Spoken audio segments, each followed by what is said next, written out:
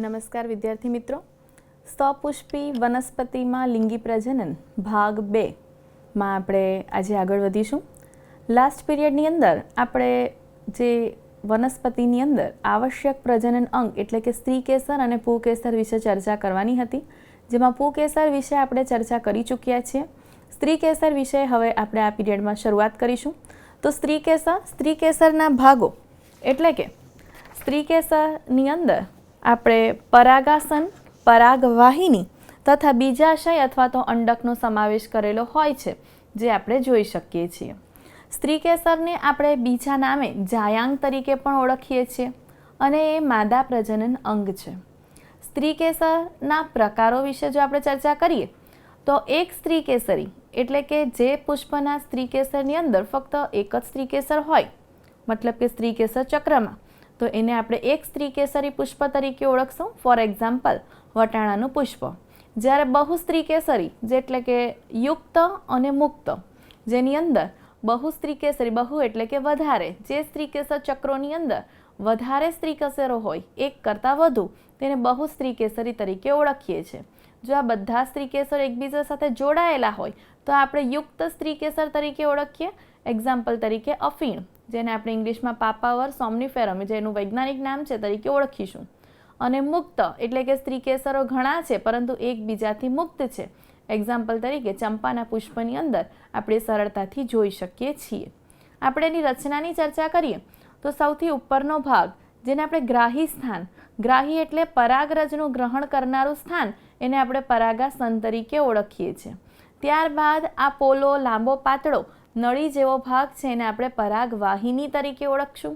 અને નીચેનો ફૂલેલો ભાગ, કોટર જેવો ભાગ, એને આપણે બીજાશય અથવા તો અંડાશય તરીકે ઓળખીએ છીએ. એની અંતસ્થ રચના જોતા જો આપણે એનો છેદ લઈશું તો એ કોટરની અંદર આ જે ભાગ દેખાય છે એને આપણે જરાયુ તરીકે ઓળખીશું. આ જરાયુ ઉપર દંડ જેવી રચના સ્વરૂપ સાથે જોડાયેલ એક રચના એટલે કે અંડક આપણે જોઈ શકીએ છીએ, જેને આપણે મહાબીજાણુધાની તરીકે પણ ઓળખીએ છીએ. અને આ મહાબીજાણુધાની એટલે કે અંડકોની સંખ્યા, તો અંડકોની સંખ્યા કેટલીક વનસ્પતિની અંદર એક હોય તો કેટલીકની અંદર ઘણા હોય. જો અંડકોની સંખ્યા એક હોય તો એવી વનસ્પતિના એક્ઝામ્પલ તરીકે ડાંગર, ઘઉં, કેરી વગેરેના એક્ઝામ્પલ છે. જ્યારે વધુ અંડકોવાળી પુષ્પ ધરાવતી વનસ્પતિઓ, એની અંદર પપૈયું, તરબૂચ, ઓર્કિડ્સ વગેરેનો સમાવેશ થાય.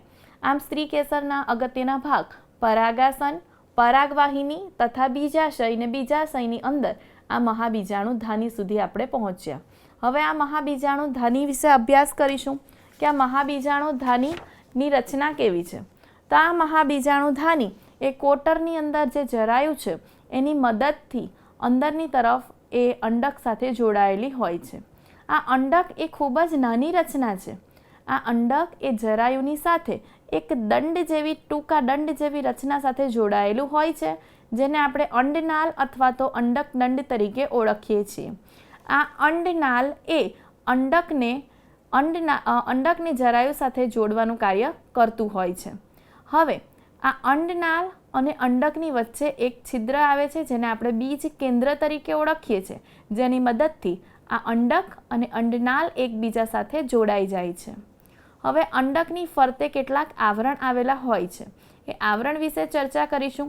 તો અંડકની ફરતે બે પ્રકારના આવરણ છે, બાહ્ય આવરણ અને અંતઃ આવરણ. આ આવરણ આપણે જોઈશું તો અહીં શરૂઆતના ભાગે ટોચે આ આવરણોની ગેરહાજરી દેખાય છે. ત્યાં એક છિદ્ર બને છે. આ છિદ્રને આપણે અંડક છિદ્ર અથવા તો બીજાંડ છિદ્ર તરીકે ઓળખીએ છીએ. હવે અંડકની અંદરની તરફ જોઈએ તો અંદરની તરફ આ જે કોષો આવે એ કોષોને પ્રદેહના કોષો તરીકે ઓળખવામાં આવે. આ પ્રદેહના કોષો અંડકના આવરણોથી આવૃત હોય છે. આ પ્રદેહની અંદર એક ભ્રૂણપુટ નામની રચના અંડકના નીચેના છેડે એટલે કે અંડક તલ તરફ આપણે જોઈ શકીએ છીએ. આ ભ્રૂણપુટ એને આપણે માદા જન્યુજનક તરીકે પણ ઓળખીશું. એક મહાબીજાણુમાંથી એક ભ્રૂણપુટનું સર્જન અહીં થતું આપણે જોઈ શકીએ છીએ. આ પ્રદેહના જે કોષો છે એ ખોરાક સંગ્રહ કરવાનું કાર્ય કરે છે. આમ આપણે અંડકની રચનાની અંદર જોયું કે અંડકમાં જરાયુ સાથે એક અંડક દંડ હોય છે. તે સિવાય એક અંડક અંડક અને અંડનાળનું જોડાણ સ્થાન એટલે કે બીજ કેન્દ્ર, અંડકની ફરતે આવેલા 2 આવરણો, અંદરની તરફ પ્રદેહ, પ્રદેહની અંદર ભ્રૂણપુટ અને ભ્રૂણપુટ એટલે કે જે મહાબીજાણુનું નિર્માણ ભ્રૂણપુટમાંથી થાય છે તે રચના આપણે અહીં જોઈ. હવે આપણે ચર્ચા કરીશું કે મહાબીજાણુ જનન એટલે કે મહાબીજાણુનું નિર્માણ કેવી રીતે થવું. જેમ કે આપણે લઘુ બીજાણુ જનનની અંદર જોયું કે લઘુ બીજાણુ એટલે કે પરાગરજનું નિર્માણ થયું તે ક્રિયા લઘુ બીજાણુ જનન. તે જ રીતે અહીં મહાબીજાણુનું નિર્માણ થાય તે પ્રક્રિયા એટલે કે મહાબીજાણુ જનન. મહાબીજાણુ જનન એ મહાબીજાણુ માતૃકોષો દ્વારા એનું નિર્માણ થાય છે. મહાબીજાણુ માતૃકોષનું અર્ધીકરણ થતાં 4 મહાબીજાણુઓનું નિર્માણ થાય છે. અહીં આકૃતિમાં આપણે જોઈ શકીએ છીએ કે આ એક સ્પષ્ટ મહાબીજાણુ માતૃકોષ છે. આ મહાબીજાણુ માતૃકોષનું અર્ધીકરણ થતાં તેમાંથી 4 કોષોનું નિર્માણ થયું જેને આપણે મહાબીજાણુ ચતુષ્ક તરીકે ઓળખીશું. પરંતુ આ 4માંથી એક જ સક્રિય રહે છે અને બાકીના 3નો નાશ થઈ જાય છે. એટલે કે 3નો નાશ અને એક સક્રિય બની અને આ સક્રિય મહાબીજાણુ આગળ વધી માદાજન્યુજનક એટલે કે ભ્રૂણપુટની રચના કરે છે. આમ એક જ બીજાણુ સક્રિય થતાં એને આપણે મોનોસ્પોરિક વિકાસ તરીકે ઓળખીશું. આમ એક જ બીજાણુમાંથી આપણે ભ્રૂણપુટનું સર્જન થયેલું છે એટલે આવા પ્રકારના સર્જનને મોનોસ્પોરિક વિકાસ તરીકે ઓળખીશું. ઝડપથી ફરીથી આપણે મહાબીજાણુ જનન વિશે જોઈ લઈએ કે મહાબીજાણુ જનન એટલે કે મહાબીજાણુનું નિર્માણ થવાની પ્રક્રિયા. જે મહાબીજાણુ માતૃકોષના અર્ધીકરણ થતાં 4 મહાબીજાણુઓ નિર્માણ પામે જેમાંથી 3નો નાશ થઈ અને એક જ સક્રિય બને અને ભ્રૂણપુટનું સર્જન કરે. આવા પ્રકારના વિકાસને આપણે મોનોસ્પોરિક વિકાસ તરીકે ઓળખીશું. ત્યારબાદ આપણે જોઈએ ભ્રૂણપુટ. જે મહાબીજાણુ જે સક્રિય થયો તેનું સમવિભાજન થાય છે. સમવિભાજન થતાં અંદરની તરફ જે કોષ કેન્દ્રો છે એ કોષ કેન્દ્રો એકમાંથી 2 કોષ કેન્દ્રોમાં નિર્માણ થઈ જાય છે અને સામસામેના વિરુદ્ધ ધ્રુવો તરફ આગળ વધે છે, જેને આપણે દ્વિકોષ કેન્દ્રીય ભ્રૂણપુટ તરીકે ઓળખીશું. ફરી પાછું એનું સમવિભાજન થતાં 2માંથી 4 કોષ કેન્દ્રીય ભ્રૂણપુટનું નિર્માણ થાય. ફરી સમવિભાજન થાય છે અને 8 કોષ કેન્દ્રીય ભ્રૂણપુટનું સર્જન અહીં આપણે જોઈ શકીએ છીએ. આમ એક સક્રિય મહાબીજાણુમાંથી એક કોષ કેન્દ્રમાંથી 8 કોષ કેન્દ્રીય અવસ્થા એટલે કે 8 કોષ કેન્દ્રીય ભ્રૂણપુટનું સર્જન થાય છે. હવે અહીં જે ઘટના છે તે કંઈક આ રીતની થાય છે કે અહીં જે આ કોષ કેન્દ્રો છે એની ફરતે કોષ દિવાલોનું નિર્માણ થાય છે. પણ કોષ કેન્દ્રના વિભાજન બાદ તરત જ કોષ દિવાલ બનતી નથી. એટલે કે મુક્ત કોષ કેન્દ્રીય અવસ્થાની અંદર થોડો સમય રહ્યા બાદ કોષ દિવાલોનું નિર્માણ થાય. 8 કોષ કેન્દ્રો પૈકી 6 કોષ કેન્દ્રો કોષીય સ્વરૂપ ધારણ કરે છે અને બાકીના 2 કોષ કેન્દ્ર ધ્રુવીય કોષ કેન્દ્ર એટલે કે મોટા કોષ કેન્દ્રસ્થ કોષ તરીકે તેઓ નિર્માણ પામે છે. આકૃતિમાં જોઈએ તો આપણને સ્પષ્ટ તેની સમજૂતી મળશે. અહીં આપણે જોયું કે 8 કોષ હતા તેમાંથી 6 કોષીય સ્વરૂપે થયા. તો 6 કોષીય સ્વરૂપ જેમાંથી 3 કોષો અંડકના છિદ્ર તરફના છેડા તરફ અને તેની વિરુદ્ધ તરફનો છેડો એટલે કે અંડતલીય છેડો. તો 3 કોષો અહીં આપણે અંડછિદ્રીય છેડા તરફ અને 3 અંડતલીય છેડા તરફ જોઈ શકીએ છીએ. જે અંડછિદ્રીય છેડા તરફ છે એમાં મધ્યમાં એક અંડકોષ અને આજુબાજુ 2 સહાયક કોષો. આમ 3 કોષો ભેગા મળી અને અંડ પ્રસાધનની રચના કરે છે. અહીં નીચે તંતુમય પ્રસાધન આવેલું હોય છે જે પરાગનલિકાના વિકાસ માટે જરૂરી છે. પરાગનલિકાને અહીંથી અંદર સહાયક કોષોની અંદર એન્ટર કરવા માટે આ તંતુમય પ્રસાધન મદદ કરશે. ત્યારબાદ આપણે અંડતલીય છેડે 3 પ્રતિધ્રુવીય કોષો જોઈ શકીએ છીએ અને મધ્યના ભાગની અંદર જે 2 આ કોષ કેન્દ્રો ધ્રુવીય હતા તે અહીં જોડાઈ જાય છે અને ધ્રુવીય કોષ કેન્દ્ર અહીં નિર્માણ પામે છે. આમ આપણે આ ભ્રૂણપુટની રચના જો જોઈએ તો ભ્રૂણપુટની અંદર આપણને 8 કોષ કેન્દ્ર અને 7 કોષીય રચના જોવા મળે છે. 3 કોષો આ 3 આ અને આ 2 ભેગા મળીને એક કોષ એટલે કે કોષ થયા 7 પરંતુ કોષ કેન્દ્ર 8 કારણ કે અહીં 2 કોષ કેન્દ્રો ભેગા છે તેથી 3 અને 3 6 અને 2 8. આમ 8 કોષ કેન્દ્રીય અને 7 કોષીય રચના એ આવૃત બીજધારી વનસ્પતિના ભ્રૂણપુટની અંદર આપણે જોઈ શકીએ છીએ જે એનું લાક્ષણિક એનું લક્ષણ છે. પંચાનન મહેશ્વરી નામના વૈજ્ઞાનિકે ઈસવીસન 1950ની અંદર કેટલા મહાબીજાણુઓના કોષ કેન્દ્રમાંથી ભ્રૂણપુટ ભાગ લેશે, કઈ રીતે ભ્રૂણપુટ બનશે, તેને આધારે ભ્રૂણપુટના વિવિધ પ્રકારોનો અભ્યાસ કર્યો છે, જેની અંદર મોનોસ્પોરિક, બાયસ્પોરિક અને ટેટ્રાસ્પોરિક એકમાંથી નિર્માણ પામેલ એટલે કે મોનોસ્પોરિક વિશે આપણે અત્યારે અભ્યાસ કરીએ છીએ. આમ ભ્રૂણપુટનું નિર્માણ એ એક જ સક્રિય મહાબીજાણુમાંથી થતું હોવાથી આવા પ્રકારનો વિકાસ એને મોનોસ્પોરિક ભ્રૂણ વિકાસ તરીકે ઓળખીશું. હવે આ કોષીય અવસ્થાઓની અંદર ભ્રૂણપુટની અંદર આગળ જતા હવે જે મધ્યમાં રહેલો અંડકોષ હતો એ અંડકોષનું ફલન કરવું જરૂરી છે. અંડકોષનું ફલન કરવા માટે પરાગરજમાંથી નરજન્યુ ત્યાં પહોંચે એની માટે પરાગનયનની ક્રિયા થવી એ ખૂબ જ જરૂરી છે. તો પરાગનયનની ક્રિયા આપણે જોઈશું કે પરાગનયનની ક્રિયા એટલે શું, કે પરાગનયન એટલે જ્યારે પુષ્પ પરિપક્વ થઈ જશે એની અંદરનું પરાગાશય પરિપક્વ થતાં પરાગાશયનું સ્ફોટન થાય છે. પરાગાશયનું સ્ફોટન થતાં તેમાંથી પરાગરજ મુક્ત થઈ અને સ્ત્રી કેસરના પરાગાસન ઉપર સ્થાપિત થાય. આ ક્રિયાને આપણે પરાગનયન તરીકે ઓળખીએ છીએ. અને આ પરાગનયનની ક્રિયા થવા માટે અલગ અલગ વાહકોનો પણ ઉપયોગ કરવામાં આવતો હોય છે અને આ પરાગનયનના વિવિધ પ્રકારો પણ છે. ચાલો વિદ્યાર્થી મિત્રો, આપણે અહીં ફરીથી એક વખત નજર મારીશું કે પરાગાશય પુખ્ત થતાં સ્ફોટન થાય, સ્ફોટન થાય એટલે પરાગરજ મુક્ત થાય અને પરાગરજ અહીંયા સ્ત્રી કેસરના પરાગાસન ઉપર પહોંચે. હવે અહીંયા પરાગરજ એ નરજન્યુ તરીકે અને ભ્રૂણપુટની અંદર માદાજન્યુ એટલે કે અંડકોષ આવેલ છે. તો અહીંયા સુધી પહોંચવાનું છે, પરંતુ બંને અચલિત છે. બંને અચલિત હોવાથી વિવિધ માધ્યમોની મદદથી આ પરાગરજ અહીં સુધી પહોંચે. આ ઘટનાને આપણે પરાગનયન તરીકે ઓળખીશું. હવે આપણે પરાગનયનના વિવિધ પ્રકારો જોઈશું કે પરાગનયનના 3 પ્રકારો છે, જેની અંદર સૌપ્રથમ પ્રકાર સ્વફલન. સ્વફલન એટલે સ્વ એટલે પોતાનું. તે જ પુષ્પની અંદર પરાગનયન થાય એટલે કે આની જ પરાગરજ એના જ પરાગાસન ઉપર સ્થાપિત થઈ જાય તો આપણે એને સ્વફલન તરીકે ઓળખીશું.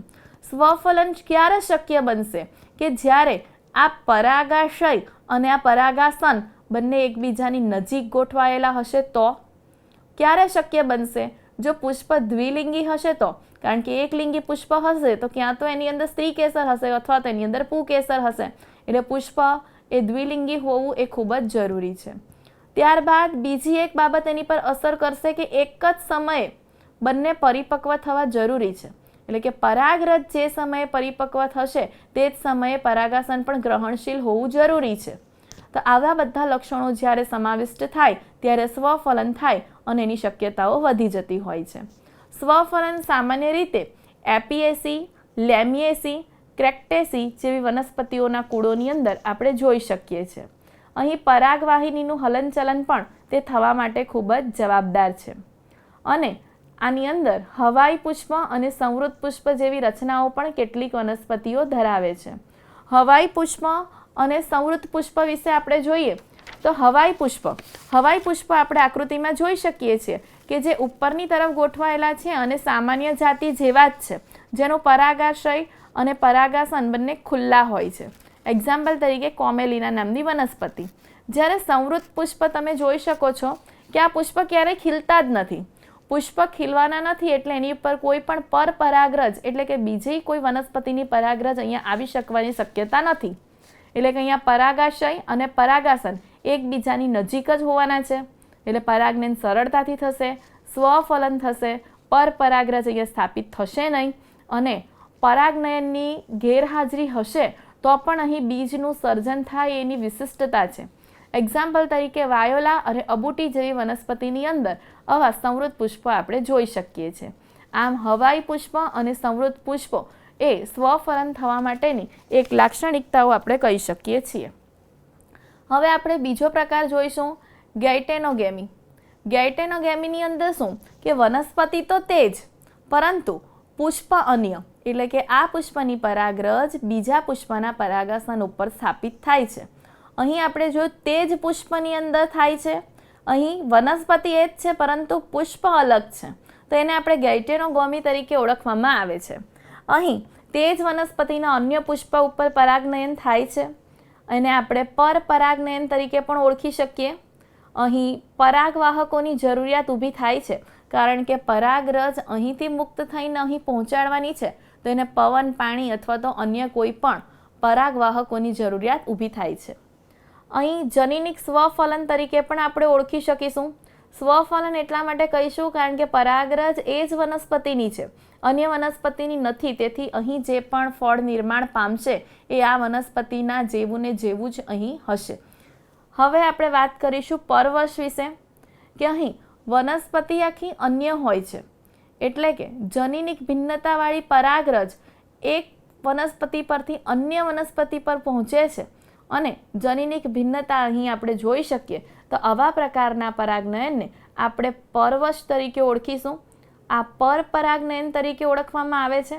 અને અહીં પરાગરજ અન્ય વનસ્પતિની હોવાથી જે સંતતિ બનશે એ સંતતિ સંકર સંતતિ અથવા તો હાઇબ્રિડ સંતતિ તરીકે ઓળખી શકીશું. આ એકલિંગી પુષ્પની અંદર સરળતાથી જોઈ શકાય છે. અને આ પ્રકારના પરવશ પરાગનયનથી ફાયદો એ થાય છે કે જનીનિક પુનઃ સંયોજનો આપણે અહીં સરળતાથી મેળવી શકીએ છીએ. આમ પરાગનયનના વિવિધ પ્રકારો આપણે જોયા. ત્યારબાદ આપણે આગળ વધીશું.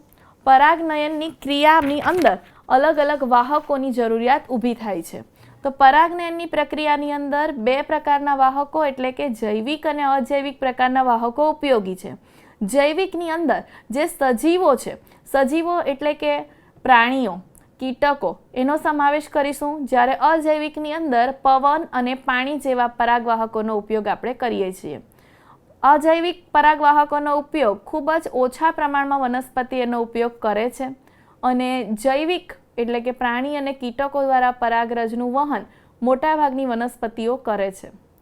અને જે અજૈવિક છે એટલે કે પવન અને પાણી, તો એના દ્વારા પરાગરજનો વ્યય થવાની શક્યતાઓ ખૂબ જ વધારે હોવાથી પરાગરજનું નિર્માણ વધારે પ્રમાણમાં થાય છે.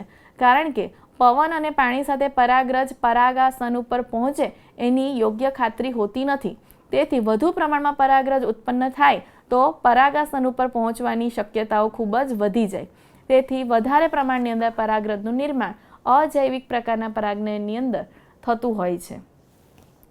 હવે આપણે જોઈશું પવન દ્વારા પરાગનયનની ક્રિયા, કે જે વનસ્પતિઓ પવન દ્વારા પરાગનયન કરવાની છે એ વનસ્પતિઓની લાક્ષણિકતાઓ પરાગરજની શું હોવી જોઈએ, કે એ પરાગરજે પવન સાથે જવાનું છે.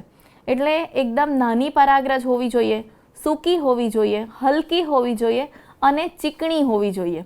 ચીકાશવાળી હશે તો એ ગમે ત્યાં ચોંટી જશે, એટલે ચીકાશ નહીં હોય તેવી, એટલે પવન સાથે સરળતાથી ઉડી શકે તે પ્રમાણેની હોવી જોઈએ. પૂકેસર એના એકદમ ખુલ્લા અને મુક્ત અને મોટા હોવા જોઈએ. ખુલ્લા પૂકેસરો હોય તો પવન સાથે સરળતાથી પરાગરજ ત્યાંથી જઈ શકે. પીછાયુક્ત પરાગાસન એટલે કે પરાગરજ જ્યારે પવનમાં ઉડીને આવતી હોય તેને ફટાફટ ગ્રહણ કરી શકાય તે માટે પરાગાસનની રચના પણ વિશિષ્ટ એટલે કે પીછાયુક્ત હોવી જોઈએ. એના જે પુષ્પો છે તે અંડકયુક્ત બીજાશય ધરાવે છે. અનેક પુષ્પો તેઓ ધરાવે અને અનેક પુષ્પો ભેગા મળી અને યુક્ત પુષ્પ વિન્યાસનું નિર્માણ કરે. જેમ કે તમે મકાઈનો ડોડો અને ઘાસના પુષ્પો જોયા હશે, જેની અંદર પરાગાસન અને પરાગવાહિની પવનની અંદર લહેરાય છે, જેના કારણે પરાગરજને સરળતાથી જકડી શકાય. આમ આવી વનસ્પતિઓ પરાગ દ્વારા એટલે કે પવન દ્વારા પરાગનયનની ક્રિયાઓ કરતી હોય છે. ત્યારબાદ આપણે ચર્ચા કરીશું બીજું અજૈવિક વાહક એટલે કે પાણી. પાણી દ્વારા પરાગરજનું વહન કઈ રીતે થાય છે? તો પાણી દ્વારા પરાગરજનું વહન કરવું હોય તો મોટે ભાગે જલીય વનસ્પતિઓ એટલે કે જે પાણીની અંદર વસવાટ કરે છે એવી વનસ્પતિઓ આ પ્રકારે વહન કરે છે. ઓછી માત્રામાં એટલે કે 30 જેટલી જ જલીય પ્રજાતિઓ જે છે, એકદળી છે, તેઓ પાણી દ્વારા પરાગનયનની ક્રિયા કરે છે. તે સિવાય કેટલીક લીલ, દ્વિઅંગી તેમજ ત્રિઅંગી વનસ્પતિઓ પણ નરજન્યુના સ્થળાંતરણ માટે પાણીની જરૂરિયાત તેઓને હોય છે. અને વહન અને ફલન માટે પાણી જરૂરી હોવાથી દ્વિઅંગી અને ત્રિઅંગીનું વિતરણ એકદમ સીમિત છે, એટલે કે બહુ વધારે એનો ફેલાવો આપણે જોઈ શકતા નથી. ત્યારબાદ વેલિસનેરિયા, હાઇડ્રીલા, મીઠા પાણીની વનસ્પતિ, દરિયાઈ ઘાસ જેમ કે ઝોસ્ટેરા, જળકુંભી, જલીય લીલી, આ બધી વનસ્પતિના પુષ્પો સપાટી ઉપર આવી જાય છે અને સપાટી ઉપર આવી અને કીટક અથવા તો પવન દ્વારા પણ પરાગને જળકુંભી અને જલીય લીલીમાં આપણે જોઈ શકીએ છીએ. વેલિસનેરિયાની અંદર માદા પુષ્પ સપાટી ઉપર આવી જાય છે અને નર પરાગરજને તે સમયે મુક્ત કરે છે, તો સરળતાથી માદા સપાટી ઉપર હોવાથી પરાગરજને ગ્રહણ કરી અને ફરી પાછી વૃંત સાથે નદી એટલે કે પાણીની અંદર જતી રહે છે. ત્યારબાદ દરિયાઈ ઘાસની અંદર માદા પુષ્પ નિમગ્ન રહે અને પરાગરજ પાણીની અંદર જ મુક્ત થઈ જતી હોય છે. જેની પરાગરજ એકદમ લાંબી અને પટ્ટીમય હોય છે અને પાણીમાં પરાગરજ રહેતી હોવાથી તેને ભેજ ન લાગે તેથી રક્ષણ માટે શ્લેષ્મથી પણ આવૃત થઈ જાય છે. આમ વાત અને જલ પરાગિત વનસ્પતિના પુષ્પો રંગીન નથી, કારણ કે આ બધા પુષ્પોને કીટકોની જરૂરિયાત નથી, તેથી એવા આકર્ષક પુષ્પો તેના હોતા નથી. આમ પવન અને પાણી દ્વારા પરાગનયન એ આ રીતે થતું હોય છે. ત્યારબાદ આપણે ચર્ચા કરીશું જૈવિક પરાગવાહકો. જૈવિક પરાગવાહકો એટલે કે પક્ષીઓ, કીટકો, પ્રાણીઓ એના દ્વારા થતું પરાગનયન, જેને આપણે ઝૂફિલી તરીકે ઓળખીશું. કીટકો તરીકે મધમાખી, પતંગિયા, ભૃંગ કીટક, ભમરી, કીડા, ફૂદા, સનબર્ડ એટલે કે દેવચકલી, હમિંગબર્ડ, ગુંજન પક્ષી અને ચામાચીડિયાનો સમાવેશ થાય છે. જેમાં મધમાખી એ પ્રભાવી છે. પ્રાઇમેટ તરીકે લેમુર, વૃક્ષારોહી, કર્તનશીલ એટલે કે કોરી ખાનાર પ્રાણીઓ. ત્યારબાદ સરીસૃપ, જેની અંદર ગેકો, ગરોળી, કાચિંડો, આ બધા જ પ્રાણીઓ પરાગનયનની ક્રિયા કરવા માટે મદદ કરે છે. પુષ્પો એ વિશિષ્ટ પ્રકારના અનુકૂલનો દર્શાવે છે. કેટલાક પુષ્પો એ નાના હોય છે અને પુષ્પ વિન્યાસ તેઓ ભેગા મળી અને મોટો બનાવતા હોય છે. કેટલાક પ્રાણીઓને આકર્ષવા માટે ખૂબ જ ધ્યાનાકર્ષક વિશિષ્ટ રંગ અને વિશિષ્ટ સુગંધ ધરાવે છે. માખી અને ભૃંગ કીટકોને આકર્ષવા માટે પુષ્પો ગંદી દુર્ગંધનો ફેલાવો કરે છે અને આ કીટકો પુષ્પની નજીક આવે તે માટે પુષ્પો પુરસ્કાર સ્વરૂપે મધુદ્રવ્ય તેઓને આપે છે. એ સિવાય ઈંડા મૂકવા માટેનું સલામત સ્થળ, જેમ કે સુરણ નામની વનસ્પતિની અંદર એ 6 ફૂટ પે એના પુષ્પો સર્જાય છે, તો એના બીજા સૈન્ય પાસે તે ફૂદાઓ પોતાના ઈંડા મૂકી જતા હોય છે. તે સિવાય પ્રાણીઓના દેહ પર પરાગરજનું આવરણ થઈ જાય છે. પુષ્પની મુલાકાત જ્યારે પ્રાણી લેશે ત્યારે પરાગાશયનું સ્ફોટન થાય એટલે પરાગરજ તેની પર આવૃત થઈ જશે. પરાગરજ ખૂબ જ ચીકણી હોય છે. ચીકણી હોવાથી એ પ્રાણી સાથે સરળતાથી ચોંટી જશે. એ સિવાય ફૂદા અને યુક્કા, આ ફૂદા અને યુક્કા વનસ્પતિ એકબીજા સિવાય પોતાનું જીવનચક્ર પૂર્ણ નથી કરી શકતા, કારણ કે ફૂદા એ યુક્કાના બીજાશયના પોલાણની અંદર ઈંડા મૂકે છે અને પુષ્પ એ ફૂદા દ્વારા પરાગિત થાય છે અને બીજ વિકસે ત્યારે જ ઈયળ અથવા તો ડીંભ એ બીજાશયમાંથી બહાર આવે. આમ ફૂદા પોતાની ઈયળને વિકસાવવા માટે અને પુષ્પ પોતાનું પરાગનયન કરાવવા માટે એકબીજાની મદદ કરે છે. અને પરાગરજ અને મધુરસ કેટલાક કીટકો આવી અને લૂંટીને જતા રહે છે, જેને મધુરસ લૂંટારૂ તરીકે ઓળખવામાં આવે છે, જે પરાગનયન પ્રેરતા નથી પણ ફક્ત પરાગરજ અને મધુરસનો ખોરાક તરીકે ઉપયોગ કરી અને ત્યાંથી જતા રહેતા હોય છે. આમ આવા પ્રાણીઓ દ્વારા પરાગનયનની ક્રિયા આપણે જોઈ શકીએ છીએ. હવે આ પરાગનયનની ક્રિયા માટે બાહ્ય સંવર્ધન પ્રયુક્તિઓ એટલે કે સ્વપરાગનયનને કઈ રીતે અટકાવવું. જો વનસ્પતિ પોતાની જ પરાગરજનો વારંવાર ઉપયોગ કરે તો અંતઃ સંવર્ધન દબાણ વધી જતું હોય છે.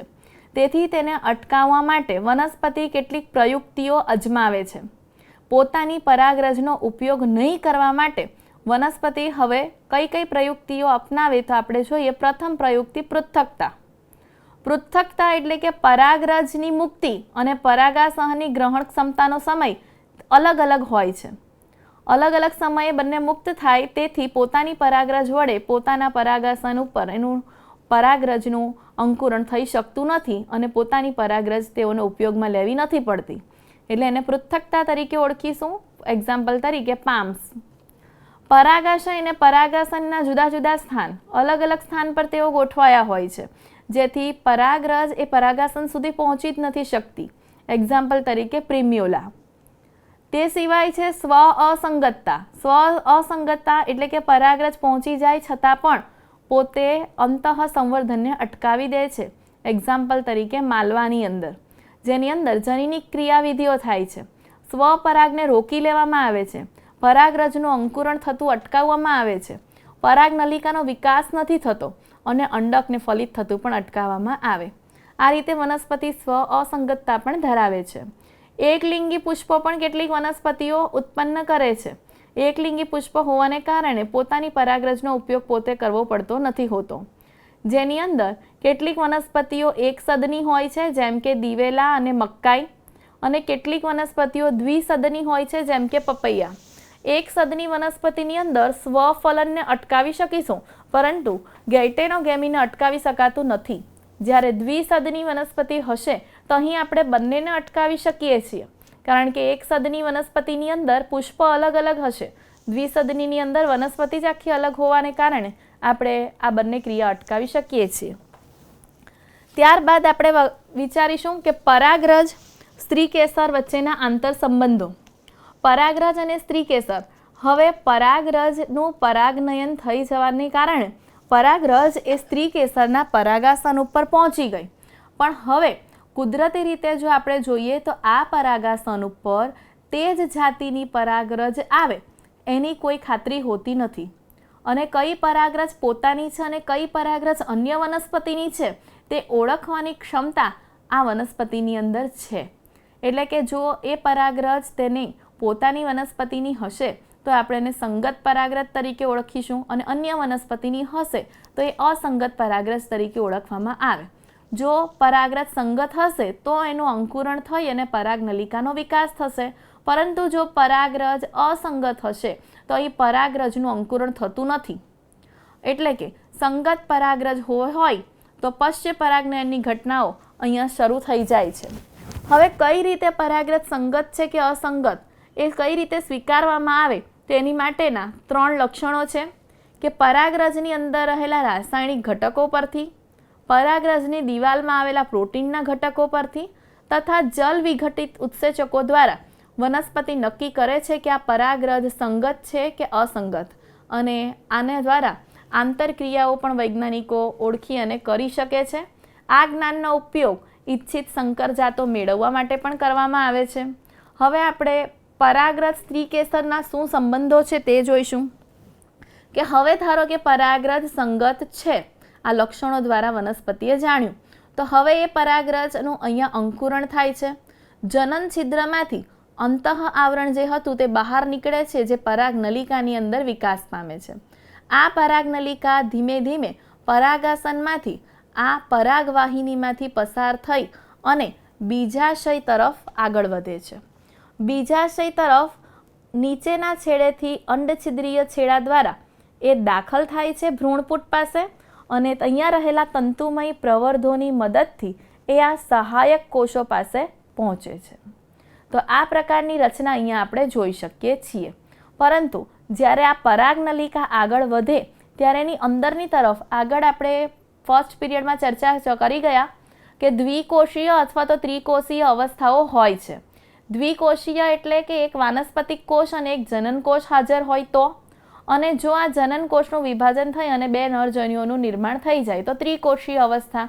આ અવસ્થાઓની અંદર આ કોષ અંદર આગળ વધતા હોય છે. તો આ પ્રકારે પરાગરજ અને સ્ત્રીકેસરના આંતર સંબંધો આપણે જોઈ શકીએ.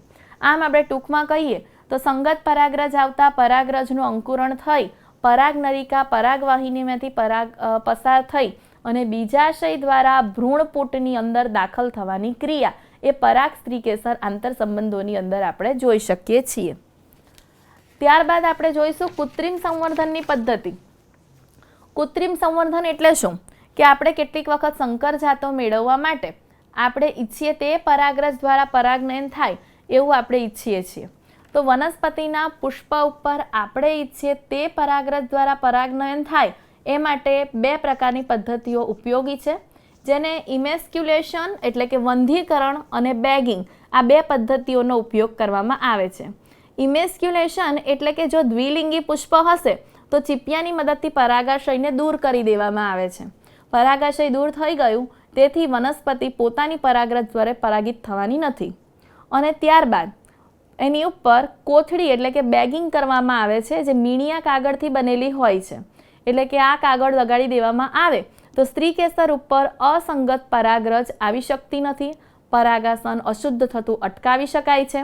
અને ફરી પાછું જ્યારે પરાગાસન ગ્રહણશીલ બની જશે ત્યારે કોથળી ખસેડી અને પરાગરજનો છંટકાવ કરી ફરી કોથળી ચડાવી દેવામાં આવે છે. આમ ઇમેસ્ક્યુલેશન અને બેગિંગ પદ્ધતિ દ્વારા કૃત્રિમ સંવર્ધન કરી શકાય છે. પરંતુ એકલિંગી પુષ્પ વનસ્પતિ હશે જેની અંદર એકલિંગી પુષ્પો હોય એમાં ઇમેસ્ક્યુલેશનની જરૂરિયાત નથી, કારણ કે તેની અંદર ફક્ત સ્ત્રી કેસર અથવા તો ફક્ત પુંકેસર જ પુષ્પમાં હોય છે. તેથી દ્વિલિંગી પુષ્પની અંદર ઇમેસ્ક્યુલેશન જરૂરી છે, પરંતુ એકલિંગીમાં નથી. આમ પાક સુધારણા કાર્યક્રમની અંદર આ કૃત્રિમ સંવર્ધનની પદ્ધતિનો પણ ઉપયોગ કરવામાં આવે છે. હવે આપણે જોઈશું બેવડું ફલન.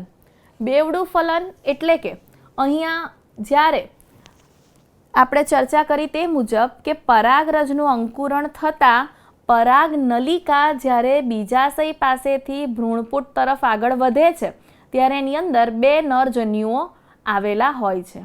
આ 2 નરજન્યુઓ નીચેની તરફ અંડછિદ્રીય છેડેથી અંદર દાખલ થાય છે, જેની અંદર એને તંતુમય પ્રવર્ધો મદદ કરે છે અને આ 2 નરજન્યુઓ અહીં સહાયક કોષોની અંદર કોષરસની અંદર મુક્ત થઈ જાય છે. આ 2 નરજન્યુઓ પૈકી એક નરજન્યુ આ અંડકોષ સાથે જોડાઈ જાય છે અને અંડકોષ સાથે જોડાઈ અને સંયુગ્મન દ્વારા દ્વિકીય યુગ્મનજનું નિર્માણ કરે છે, જેમાંથી ભવિષ્યમાં ભ્રૂણનું સર્જન થાય છે. જ્યારે બીજું નરજન્યુ એ મધ્યમાં રહેલા દ્વિતીય કોષ કેન્દ્ર સાથે જોડાય અને ત્રિકીય પ્રાથમિક ભ્રૂણપોષ કોષ કેન્દ્રનું સર્જન કરે છે, જેમાંથી ભવિષ્યમાં ભ્રૂણપોષનું સર્જન થશે. આમ અહીંયા 2 પ્રકારે ફલન થતું હોવાથી આ પ્રકારના ફલનને બેવડું ફલન કહીશું.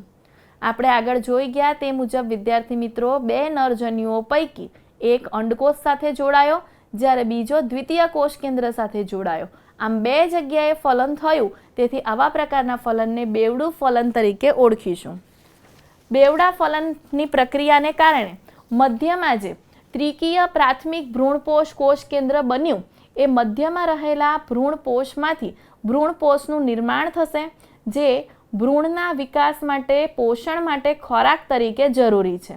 તેથી મધ્યમાં જે ત્રિકીય ભ્રૂણપોષ કોષ કેન્દ્ર બન્યું એનું વારંવાર સમવિભાજન થાય અને ત્રિકીય ભ્રૂણપોષ પેશી બનશે અને આનું નિર્માણ નીચે ભ્રૂણનું નિર્માણ થશે યુગ્મનજમાંથી, તે પહેલાં જ થઈ જાય છે.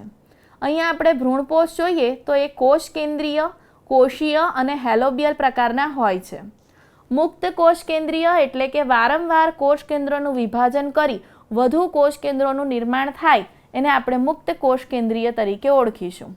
બહુકોષી કોષ કેન્દ્ર એટલે કે કોષ કેન્દ્રો ઘણા બધા નિર્માણ પામે અને પરિઘ તરફ ગોઠવાય એવા કોષ કેન્દ્રો અને મધ્યની અંદર એક રસધાનીનું નિર્માણ થઈ જાય છે અને ત્યારબાદ કોષ કેન્દ્રના નિર્માણ પછી કોષરસનું વિભાજન થાય અને એ પણ પરિઘ તરફથી આગળ વધી અને કેન્દ્ર તરફ થાય અને આ રીતે બહુકોષી ભ્રૂણપોષ અસ્તિત્વમાં આવી જાય છે. આપણે નાળિયેર પાણી પીએ છીએ તેમાં નાળિયેરનું જે પાણી છે એ બીજું કંઈ નહીં પરંતુ મુક્ત કોષ કેન્દ્રીય ભ્રૂણપોષ છે, જેની અંદર હજારોની સંખ્યામાં કોષ કેન્દ્રો હોય છે અને એનો માવો અથવા તો ગર જેનો આપણે ખોરાક તરીકે ઉપયોગ કરીએ એ કોષીય ભ્રૂણપોષ છે. આમ ભ્રૂણ દ્વારા ભ્રૂણપોષનું નિર્માણ થઈ જતું હોય છે, જેની અંદર કેટલીક વખત ભ્રૂણ એ ભ્રૂણપોષને વાપરી રહે છે અને કેટલીક વખત ભ્રૂણ દ્વારા ભ્રૂણપોષ ચીરલગ્ન રહે છે. જો ભ્રૂણપોષ વપરાઈ જાય એના એક્ઝામ્પલ આપણે જોઈએ તો વાલ, વટાણા અને નાળિયેર. અને ચીરલગ્ન એટલે કે દિવેલા અને નાળિયેરની અંદર ભ્રૂણપોષ એ અંદર જોડાયેલું રહે છે અને એ પરિપક્વ ચીરલગ્ન એ બીજાંકુરણ દરમિયાન જ્યારે બીજ પરિપક્વ થશે તે સમયે આ વાપરવામાં આવતું હોય છે. આમ ભ્રૂણપોષ એ વિકસતા ભ્રૂણના વિકાસ માટે જરૂરી ખોરાક ધરાવે છે એવું આપણે કહી શકીએ.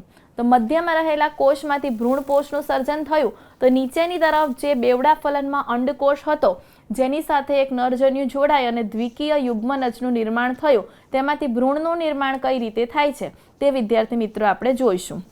અહીં જે દ્વિકીય યુગ્મનજ હતું એમાંથી ભ્રૂણનું નિર્માણ થાય છે. ભ્રૂણનું નિર્માણ ભ્રૂણપોષના નિર્માણ પછી જ થશે, કારણ કે ભ્રૂણને પોષણની જરૂરિયાત છે જે ભ્રૂણપોષમાંથી મેળવશે. એકદળી અને દ્વિદળીની અંદર પ્રારંભિક અવસ્થાઓ સમાન હોય છે, એટલે કે પ્રારંભિકની અંદર બંને ભ્રૂણો સરખા હોય છે. ત્યારબાદ દ્વિદળી ભ્રૂણની અંદર યુગ્મનજ એ પહેલાં પૂર્વ ભ્રૂણ, ત્યારબાદ ગોળાકાર, હૃદયાકાર અને પુખ્ત ભ્રૂણની અંદર તે નિર્માણ પામતો હોય છે. આમ ક્રમશઃ આ ભ્રૂણનું નિર્માણ થાય. દ્વિદળી ભ્રૂણની જો ચર્ચા કરીએ તો એની અંદર બીજપત્ર અને ભ્રૂણધરીનો સમાવેશ થાય. આ ભ્રૂણધરી ઉપર આપણે જોઈએ તો એની અંદર બે ભાગ છે, અધરાક્ષ અને ઉપરાક્ષ. ઉપરાક્ષ જે છે ત્યાં ભ્રૂણાગ્ર અથવા તો આપણે એને આદિસ્કંદ અથવા તો પ્રકાંડાગ્ર તરીકે પણ ઓળખીએ તેનું નિર્માણ થાય. અને અધરાક્ષ એટલે કે એનો નીચેનો ભાગ જે આપણે જોઈ શકીએ કે નળાકાર છે, જેમાંથી ભ્રૂણ મૂળનું સર્જન થાય છે અને એમાંથી આદિમૂળ એટલે કે મૂલાગ્ર, મૂળનો આગળનો ભાગ, ટોચનો ભાગનું નિર્માણ અહીંથી થાય છે. આમ દ્વિદળીના ભ્રૂણની અંદર આગળ ઉપરાક્ષ અને નીચે અધરાક્ષ હોય છે અને બે બીજપત્રોનો સમાવેશ થાય છે. જ્યારે આપણે ઘાસનું ભ્રૂણ એટલે કે એક દળીના ભ્રૂણની ચર્ચા કરીએ તેની અંદર વરુથિકા એટલે કે એક બીજપત્ર આવેલું હોય છે અને ભ્રૂણધરી હોય છે, જેમાં પણ ભ્રૂણધરીના ઉપરના ભાગ તરફ ઉપરાક્ષ અને નીચેના ભાગ તરફ અધરાક્ષ હોય છે. ઉપરાક્ષની ઉપરની તરફ ભ્રૂણાગ્ર ચોલ છે, જે પોલા પર્ણ જેવી રચના છે, જે અહીં રહેલા પ્રરોહાગ્ર એને ઢાંકે છે. ત્યારબાદ નીચેની તરફ આપણે જો જોઈશું તો ભ્રૂણ મૂળનું સર્જન થાય છે. એ ભ્રૂણધરીની નીચે હોય છે અને ભ્રૂણ મૂળની ઉપર અવિભેદિત કોષોનું આખું આવરણ હોય છે, જેને આપણે ભ્રૂણ મૂળ ચોલ તરીકે ઓળખીએ છીએ. આમ આપણે જો ભ્રૂણોનો અભ્યાસ કરવો હોય તો વાલ, વટાણા, મગફળી, ઘઉંના બીજ એને પલાળી અને ભ્રૂણનો અભ્યાસ આપણે કરી શકીએ છીએ. આમ ભ્રૂણની રચના આપણે જોઈએ તો બંનેની અંદર થોડી રચના સામાન્ય છે, પરંતુ દ્વિદળીની અંદર ભ્રૂણ એ પૂર્વ ભ્રૂણ, ગોળાકાર, હૃદયાકાર અને પુખ્ત ભ્રૂણ દ્વારા તે નિર્માણ પામે છે, જેની આપણે રચના જોઈશું આકૃતિમાં કે આ ફલિત ભ્રૂણપુટ છે, જેની અંદર અહીં અંડકોષ હતો અને અંડકોષ પાસે અહીં ફલન થઈ અને યુગ્મનજ બન્યું. આ યુગ્મનજ એ દ્વિકોષીય અવસ્થામાંથી ધીરે ધીરે એ ગોળાકાર બને છે, ત્યારબાદ નીચે હૃદયાકાર શેપમાં ફેરવાય છે અને અંતે એ પરિપક્વ ભ્રૂણના વિકાસ પામે છે. હવે આગળ જોઈશું વિદ્યાર્થી મિત્રો કે હવે ભ્રૂણમાંથી નિર્માણ પામવાની રચના એટલે કે બીજ, જે ફલિત અંડક હતું, જેને આપણે લિંગી પ્રજનનની અંતિમ નિપજ તરીકે ઓળખીશું, જેની માટે આપણે આ પ્રજનનની ક્રિયાઓ કરી છે તે ક્રિયા કે ફળની અંદરની તરફ બીજ આપણે જોઈ શકીએ છીએ. બીજને આપણે બીજા શબ્દોમાં ફલિત અંડક તરીકે પણ ઓળખશું. હવે બીજની રચના જો આપણે જોઈએ તો એની અંદર બીજાવરણ, બીજપત્રો અને ભ્રૂણધરીનો સમાવેશ થાય છે. બીજ જે છે તે બે પ્રકારના હોય, કેટલાક અભ્રૂણપોષી અને કેટલાક ભ્રૂણપોષી બીજ હોય છે. એટલે નહીં હોય તેવા. શું નહીં હશે? ભ્રૂણપોષ, એટલે જેની અંદર સ્થાયી ભ્રૂણપોષ નથી તેવા બીજને આપણે અભ્રૂણપોષી તરીકે ઓળખીશું. એનો ભ્રૂણપોષ એ ભ્રૂણના વિકાસ દરમિયાન વપરાઈ જાય છે, તેની અંદર તેથી તેમાં ભ્રૂણપોષ જોવા મળતો નથી, જેમ કે વટાણા અને મગફળી, જેની અંદર આલ્બ્યુમિન હોતું નથી. જ્યારે ભ્રૂણપોષી બીજ જેની અંદર ભ્રૂણપોષ હાજર હોય છે, જેમ કે ઘઉં, મકાઈ, જવ, દિવેલા વગેરે. બીજ દેહ શેષ એટલે કે કેટલીક વખત મરી અને બીટ જેવી વનસ્પતિની અંદર પ્રદેહના કોષો વપરાયા વિના સાથે જોડાયેલા રહે છે, એને બીજ દેહ શેષ તરીકે ઓળખીશું. પુખ્ત બીજ વિશે ચર્ચા કરશું કે પુખ્ત બીજ ક્યારે બનશે? જ્યારે બીજની અંદર પાણીનું પ્રમાણ ઘટી જશે અને બીજ શુષ્ક બની જાય ત્યારે બીજ પુખ્ત થયા છે તેવું આપણે કહી શકીએ. તે સમયે બીજનું ચયાપચય પણ ધીમું હોય છે અને બીજ ધીમે ધીમે સુષુપ્ત અવસ્થાની અંદર પહોંચી જતા હોય છે. ત્યારે ભ્રૂણ એનું નિષ્ક્રિય થઈ જાય છે અને પરંતુ એને જો યોગ્ય ભેજ, યોગ્ય તાપમાન અને યોગ્ય ઓક્સિજન મળે તો ફરી પાછા તે અંકુરિત થઈ જતા હોય છે. દ્વિદળીના બીજની આપણે રચના જોઈએ તો દ્વિદળીના બીજની ફરતે બીજાવરણ આવેલા હોય છે. બીજાવરણ ઉપર એક છિદ્ર આવેલું હોય છે, જેને આપણે બીજ છિદ્ર અથવા તો અંડક છિદ્ર તરીકે ઓળખીએ છીએ, જે ઓક્સિજન અને પાણીની અવર જવર માટે જવાબદાર છે. આ જે બીજાવરણ છે તે સખત હોય અને બીજને રક્ષણ આપે છે અને બીજાવરણ બીજપત્રોની નીચેના ભાગે આ રીતે ભ્રૂણ હોય છે, જેમાંથી ભવિષ્યની અંદર ઉપરના ભાગે એટલે ઉપરાક્ષમાંથી પ્રકાંડનો ભાગ અને અધરાક્ષમાંથી મૂળના ભાગનું સર્જન થશે. એક દળીના બીજની જો ચર્ચા કરીશું તો એક દળીમાં ભ્રૂણપોષ સાથે હોય છે, એટલે આ ભ્રૂણપોષ છે. અને નીચેના ભાગે આપણે વરુથિકાની અંદર, વરુથિકા એટલે એનું બીજપત્ર, જેમાં ભ્રૂણાગ્રની ઉપર ભ્રૂણાગ્ર ચોલ અને ભ્રૂણમૂળની ઉપર ભ્રૂણમૂળ ચોળ જોઈ શકીએ છીએ. આમ દ્વિદળી અને એકદળીના બીજ આ રીતે નિર્માણ પામેલા હોય છે. હવે ફળની રચના વિશે આપણે ચર્ચા કરીશું. આપણે ચર્ચા કરી બેવડા ફલનની, કે ફલન ક્યારે શક્ય બનશે, કે જ્યારે અંદર રહેલા બે નરજન્યુઓ એક વચ્ચે એટલે કે દ્વિકીય કોષ કેન્દ્ર સાથે જોડાઈ જશે અને બીજું અંડકોષ સાથે જોડાઈ જાય, અને આ રીતે બે જગ્યાએ ફલન થયું, તેથી આપણે એને બેવડા ફલન તરીકે ઓળખ્યું. તો જ્યારે નીચેની તરફ એટલે કે અંડકોષ સાથે જ્યારે નરજન્યુ જોડાઈ જાય, એ ફલનની ક્રિયા કમ્પ્લીટ થાય, ત્યારે ત્યાંથી બીજ બની જશે અને આખું જે બીજાશય હતું એ ફળની અંદર પરિણમશે, અને બીજાશયની દિવાલ હતી એ ફળની દિવાલની અંદર રૂપાંતરિત થઈ જાય. આમ ફળનું નિર્માણ થાય. ફલનની ક્રિયા પૂર્ણ થતાં ફળનું નિર્માણ થાય, જેની અંદર અંડક એ બીજમાં, બીજાશય એ ફળમાં અને બીજાશયની દિવાલ એ ફલાવરણની અંદર રૂપાંતરિત થઈ જાય છે.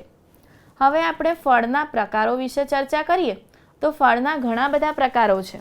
થોડા પ્રકારો વિશે આપણે અહીં ચર્ચા કરીશું, જેમાં માંસલ ફળ તરીકે જામફળ, નારંગી, કેરી, આ બધા ફળ એ માંસલ ફળો છે. જ્યારે શુષ્ક ફળ તરીકે મગફળી અને રાઈનો ઉપયોગ કરવામાં આવે છે, એટલે કે એના એક્ઝામ્પલ છે.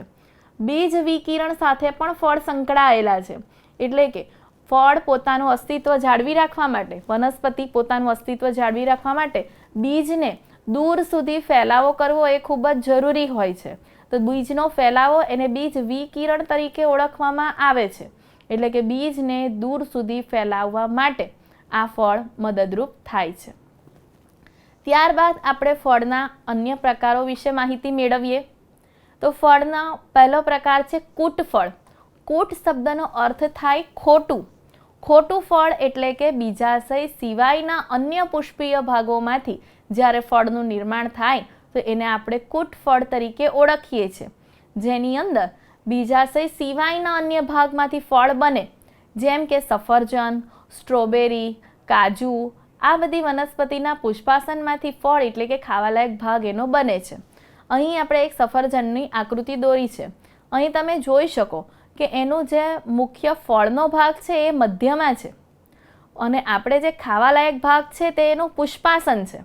અહીં બીજ, આ અંતઃફલાવરણ અને આ એનું ફળ છે, એટલે કે બીજાશયનો ભાગ અંદર છે, પરંતુ બીજાશય એ ફળ બનવામાં ભાગ ન લેતા પુષ્પાસને ફળ બનાવ્યું, એટલે કે ખાવાલાયક ભાગ એ પુષ્પાસન બન્યું. તેથી સફરજનને આપણે કૂટફળ તરીકે ઓળખીએ છીએ. એ સિવાય સ્ટ્રોબેરી, કાજુ વગેરેમાં પણ ખાવાલાયક ભાગ એ પુષ્પાસન હોય છે. સત્યફળ કોને કહીશું, કે જેની અંદર બીજાશયમાંથી ફળ બને એ સત્યફળ. બીજાશય સિવાયના કોઈ ભાગોમાંથી બનશે તો આપણે એને કૂટફળ તરીકે ઓળખીએ છીએ. હવે આપણે ચર્ચા કરીશું અફલિત ફળ વિશે. અફલિત ફળ એટલે શું? અ એટલે નહીં, ફલિત એટલે કે ફલન. ફલન વિના જ્યારે ફળનું નિર્માણ થઈ જાય તેવા ફળોને આપણે અફલિત ફળો તરીકે ઓળખીએ છીએ. ઉદાહરણ તરીકે કેળું. કેળાની અંદર ફલન થયા વિના જ કેળાનું ફળનું નિર્માણ થઈ જાય છે. હવે આ પ્રકારના ફળોનો વિકાસ એ અંતઃસ્ત્રાવોની મદદથી કરી શકાય, અને જ્યારે ફલન વિના ફળનું નિર્માણ થાય ત્યારે બીજ બનવાની શક્યતા રહેતી નથી. તેથી આ ફળ એ બીજવિહીન ફળ હોય છે. આમ ફળના વિવિધ પ્રકારો અને રચના વિશે આપણે ચર્ચા કરી, કે માંસલ ફળ, શુષ્ક ફળ, કૂટફળ, સત્યફળ અને અફલિત ફળો, આવા વિવિધ ફળો વિશે આપણે માહિતી મેળવી. આમ જ્યારે પણ ફલનની ક્રિયા પૂરી થશે ત્યારે અંડકમાંથી બીજ, બીજાશયમાંથી ફળ અને બીજાશયની દિવાલ એ ફલાવરણની અંદર પરિણમે, એટલે આપણા ફળનું નિર્માણ થયું એવું આપણે કહી શકીશું. આગળ વધીશું આપણે કે આ જે બીજ છે એ બીજની અગત્યતા શું છે. તો બીજ એ પરાગનયનની ક્રિયા માટે, ફલનની ક્રિયા માટે અહીં પાણી આધારિત નથી, પરંતુ જ્યારે બીજનું નિર્માણ થશે ત્યારે પાણીની જરૂરિયાત ઊભી થાય છે. આમ નવા વસવાટની અંદર અંકુરિત થવા માટે પણ બીજ એ પોતે અનુકૂળ હોય છે. પોતાની જાતિનું પોતાનુંપણું જાળવી રાખવા માટે પણ બીજ એ અગત્યનું છે. બીજ એ સંચયી ખોરાક ધરાવે છે, જેના કારણે ભ્રૂણ એ અંકુરિત થઈ શકે જ્યાં સુધી એ પ્રકાશ સંશ્લેષણ કરી અને પોતે પોષણ ન મેળવે ત્યાં સુધી એનો ઉપયોગ એ કરી શકે છે.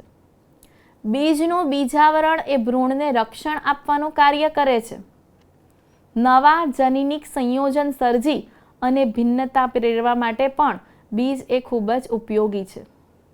બીજ એ કૃષિનો પાયો છે, કારણ કે બીજ વિના આપણે ખેતી કરી શકીએ નહીં. બીજ રોપ્યા બાદ જ આપણે ખેતી કરી અને પાક મેળવી શકીએ. તેથી બીજને આપણે કૃષિના પાયા તરીકે ઓળખીએ છીએ. બીજની વિશિષ્ટતા છે કે તે જલરહિત થઈ જાય છે.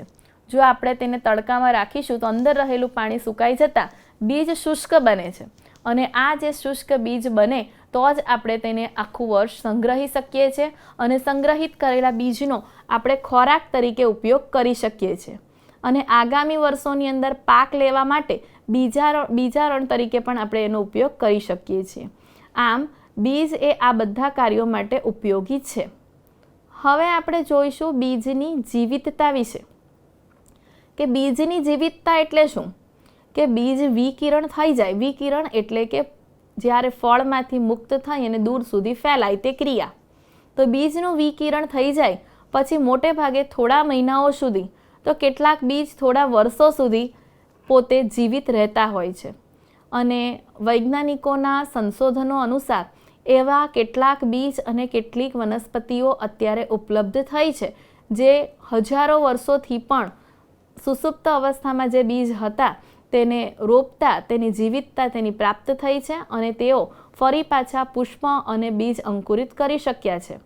તો આવા કેટલાક ઉદાહરણો આપણે જોઈએ કે કેટલીક વનસ્પતિના બીજ મહિના સુધી, તો કેટલીકના વર્ષો સુધી, તો કેટલીકના 100 વર્ષોથી પણ વધુ સમય સુધી પોતાની જીવિતતા ગુમાવતા નથી હોતા. અત્યાર સુધીનું સૌથી જૂનું લ્યુપાઇન આર્કિટિક્સ લગભગ 10,000 જેટલા વર્ષો જૂનું બીજ જ્યારે રોપવામાં આવ્યું તો એ અંકુરિત થયું અને પુષ્પનું સર્જન પણ તેણે કર્યું. હાલમાં જ એક ખજૂરી જે 2000 વર્ષ જૂનું બીજ છે તેને રોપતા એ પ્રાપ્ત થયું છે. ત્યારબાદ મૃત દરિયાની નજીક રાજન હેરોડના મહેલની અંદરથી એક ખજૂરી મળી છે જે પણ ઘણા વર્ષો જૂની છે. ઓર્કિડની આપણે જો ચર્ચા કરીએ તો ઓર્કિડની ફળની પણ વિશિષ્ટતા જો આપણે જોઈએ તો એની અંદર હજારો નાના બીજ આવેલા હોય છે. પરોપજીવી વનસ્પતિ ઓરોબેન્કી અને સ્ટ્રાઇગિયામની અંદર પણ આવા બીજો જોઈ શકીએ છીએ. વડના ટેટાની અંદર રહેલા નાના નાના સૂક્ષ્મ બીજો એ મહાકાય વૃક્ષનું સર્જન કરી શકે છે. આમ આવા બીજની અગત્યતાઓ છે જે નાનામાં નાના બીજ એ મોટામાં મોટા વનસ્પતિનું સર્જન પણ કરી શકે છે. ત્યારબાદ આપણે જોઈશું અસંયોગી જનન. અસંયોગી જનન એટલે કે બીજ ફલનની અંતિમ નિપજ છે એ આપણે જાણીએ છીએ, પરંતુ એસ્ટરેસી અને ઘાસના કુળની કેટલીક વનસ્પતિઓ ફલન વિના જ બીજનું નિર્માણ કરી દે છે. આમ ફલન વિના બીજનું નિર્માણ થાય તે પ્રક્રિયાને આપણે અસંયોગી જનન એટલે કે અનિર્ભેળતા તરીકે ઓળખીએ છીએ, જેને એપોમિક્સિસ અથવા તો પાર્થેનોજીનેસિસ તરીકે પણ ઓળખવામાં આવે. આમ ફલન વિના જ્યારે ફળ બની જાય તો તેવા ફળને આપણે અફલિત ફળ તરીકે ઓળખીશું. અર્ધીકરણ વિના હવે જ્યારે ફળનું નિર્માણ થાય તો ભ્રૂણપુટના અથવા તો બીજાશયના અલગ અલગ ભાગો દ્વારા ફળ બની જાય તો આપણે જોઈશું કે અર્ધીકરણ વિના દ્વિકીય અંડકોષ બની જાય છે, ફલન વિના જ ભ્રૂણ બની જાય છે. લીંબુ, કેરી જેવી વનસ્પતિની અંદર એના ભ્રૂણપુટની આસપાસ જે પ્રદેહના કોષો છે તેમાંથી ભ્રૂણનું સર્જન થઈ જાય છે, જેને કારણે ઘણા બધા ભ્રૂણો નિર્માણ પામે છે. આવા પ્રકારની રચનાને આપણે બહુભ્રૂણતા તરીકે ઓળખીશું. આમ એકકીય અસંયોગી જનનમાં પણ ભ્રૂણ એ અફલિત અંડકોષમાંથી બની જાય, અને આવા ભ્રૂણ અફલિત અંડકોષ પોતે એકકીય છે તેથી તેનું ભ્રૂણ પણ એકકીય જ હોય છે. નારંગી જેવી વનસ્પતિના બીજને જો આપણે દબાવીએ તો એના બીજની અંદર અલગ અલગ કદ અને આકારના વિવિધ ભ્રૂણો આપણે અંદર જોઈ શકીએ છીએ. આમ અસંયોગી જનન દ્વારા આપણે ફલન વિના બીજની પ્રાપ્તિ કરી શકીએ છીએ. અસંયોગી જનન એ ખૂબ જ મહત્વની પ્રક્રિયા છે, જેની અંદર ખોરાક અને શાકભાજીની સંકર જાતો, સંકર એટલે કે અલગ અલગ મિશ્ર કરીને બનાવવામાં આવેલી જાતો, એનું ઉત્પાદન મેળવવા માટે અસંયોગી જનન એ ખૂબ જ ઉપયોગી છે. તે સિવાય સંકર જાતની ઉત્પાદકતા પણ ઊંચી હોય છે. સંકર બીજ દર વર્ષે નવા ઉત્પન્ન કરવા પડતા હોય છે. સંકર બીજ દર વર્ષે નવા ઉત્પન્ન કરવા પડે કારણ કે એને જો આપણે એના બીજો ઉપયોગમાં લઈશું એની સંતતિના, તો એના લક્ષણોનું વિશ્લેષણ થઈ જાય છે અને એ લક્ષણો એના પછીની સંતતિમાં જળવાતા નથી. તેથી સંકર બીજનું ઉત્પાદન મોંઘું હોવાથી આવા હાઇબ્રિડ જાતિને જો અસંયોગી જનન દ્વારા રૂપાંતરિત કરવામાં આવે તો લક્ષણોનું વિશ્લેષણ ન થાય, ખેડૂતોને દર વર્ષે આવા સંકર બીજ ખરીદવા ન પડે અને આ રીતે તેઓ સંકર પાક મેળવી શકે. તે માટે પણ અસંયોગી જનન એ ઉપયોગી છે. વિશ્વભરની પ્રયોગશાળાની અંદર આ સંકર બીજો મેળવવા માટે ઘણા પ્રયોગો થઈ રહ્યા છે અને જનીનની જનીનિકતા સમજવા માટે પણ તે જરૂરી છે. અસંયોગી જનન એ સંકર જાતની અંદર વહન માટે પણ ખૂબ જ સંશોધનો હાલ થઈ રહ્યા છે. આપણે તો વિદ્યાર્થી મિત્રો, આ પ્રકરણની અંદર આપણે પહેલેથી છેલ્લે સુધી જો આપણે ચર્ચા કરીએ તો પુષ્પમાંથી ફળ અને બીજનું નિર્માણ કેવી રીતે થાય તેના વિશે આપણે ચર્ચા કરી ચૂક્યા છીએ કે પુષ્પ, આપણે સૌપ્રથમ પુષ્પની રચના વિશે અભ્યાસ કર્યો અને પુષ્પની રચનામાં પણ તેના અગત્યના આવશ્યક અંગો એટલે કે પુંકેસર અને સ્ત્રીકેસર વિશે ચર્ચા કરી. પુંકેસરની અંદર પણ એનું જે પરાગાશય છે એના છેદની અંદર લઘુ બીજાણુ ધાનીઓ જોઈ, લઘુ બીજાણુ ધાનીની અંદર રહેલા લઘુ બીજાણુઓ જોયા જેને આપણે પરાગરજ તરીકે ઓળખીશું, એટલે કે નરજન્યુજનકનો વિકાસ આપણે જોયો. સ્ત્રી કેસરની અંદર બીજાશયની અંદર રહેલા અંડક, એની અંદર ભ્રૂણપુટ, અંદર રહેલા અંડકોષની રચના વગેરે આપણે જોઈ અને ત્યારબાદ આપણે પરાગનયનની ક્રિયા દ્વારા પરાગરજની અંદર રહેલા જે કોષો છે એને કઈ રીતે ભ્રૂણપુટ સુધી પહોંચાડવું તે ક્રિયાનો અભ્યાસ આપણે કર્યો. પરાગનયનની ક્રિયા બાદ પરાગરજ સ્ત્રીકેસર આંતર સંબંધો એટલે કે કઈ રીતે પરાગરજ સ્ત્રીકેસરના નીચે ભ્રૂણપુટની અંદર રહેલા અંડકોષ સુધી નરજન્યુ પહોંચાડે તે ક્રિયા જોઈ. ત્યારબાદ અગત્યની ક્રિયા એટલે કે ફલનની ક્રિયા. ફલનની ક્રિયા આપણે અભ્યાસ કર્યો કે બેવડું ફલન કઈ રીતે થયું, કારણ કે એક ફલન થાય છે નીચેની તરફ એટલે કે અંડ પ્રસાધનમાં રહેલા અંડકોષ તરફ અને બીજું મધ્યમાં રહેલા દ્વિતીય કોષ તરફ ફલનની ક્રિયાઓ થાય છે. ફલનની ક્રિયા થતાં જે નીચેની તરફ એટલે કે ભ્રૂણ તરફ જે આ કોષ છે જ્યાં યુગ્મનજનું નિર્માણ થયું, એ યુગ્મનજમાંથી ભ્રૂણનું નિર્માણ અને ભ્રૂણમાંથી બીજનું નિર્માણ થયું. ભ્રૂણને જે પોષણની જરૂરિયાત હતી એ ત્રિકીય ભ્રૂણપોષમાંથી મળી ગયું અને સમગ્ર જે બીજાશય હતું એ ફળની અંદર પરિણમ્યું.